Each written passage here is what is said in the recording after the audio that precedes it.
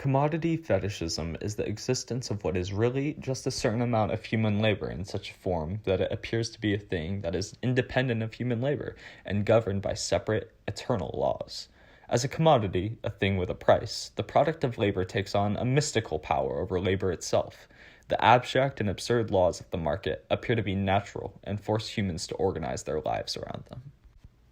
We say commodities are fetishized because although the value of them is socially constructed, we believe their value to be intrinsic to the commodities themselves. Specifically, the exchange value of a commodity is determined by the socially necessary labor time required to produce it, rather than some property innate to the commodity itself. In Marxist philosophy, the term commodities has two aspects: use value and exchange value. A commodity's use value has value in terms of what it can provide for the user. This is a certain use value. Exchange value is determined value in the marketplace, where it will sell for a certain amount of money. When taking a look at the dimension of fetishization, commodities have, quote, metaphysical subtleties and theological niceties, as Marx puts it. This is an almost mystical or spiritual essence that completely transcends the product's given use value. Additionally, via Cozy and Corbera, commodity fetishism is broadly understood as the masking of social relationships underlying the processes of production. The notion that this product will somehow give you a plenitude of being is found at the forefront of this fetishization. It's important to note that not all commodities have this. For example, some commodities can take on a cultural value.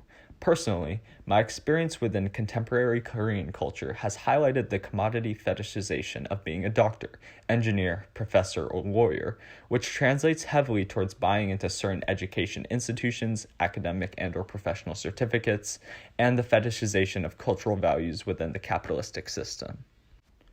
Within Korean culture as well, the commodity fetishization of K-pop is also significant. Also, within broader contemporary culture, the fetishization of fashion accessories, such as the most chic jewelry, diamonds, or the latest Yeezy or Nike clothing article, has become established as an identifier of status and power.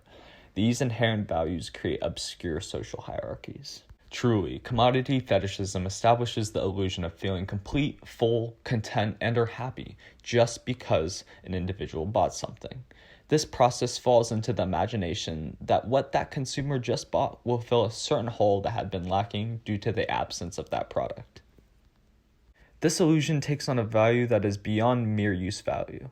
This metaphysical value is never truly, fully satisfied when purchased because it is just an illusion, a semblance, a mask. I myself fall into this trap at times when I want to buy groceries at Trader Joe's versus Vons, or when I want to purchase fast fashion from American Apparel. These cradle-to-grave pitfalls are ever present as the years go on, and I know I must unlearn a lot of these learned consumer mentalities.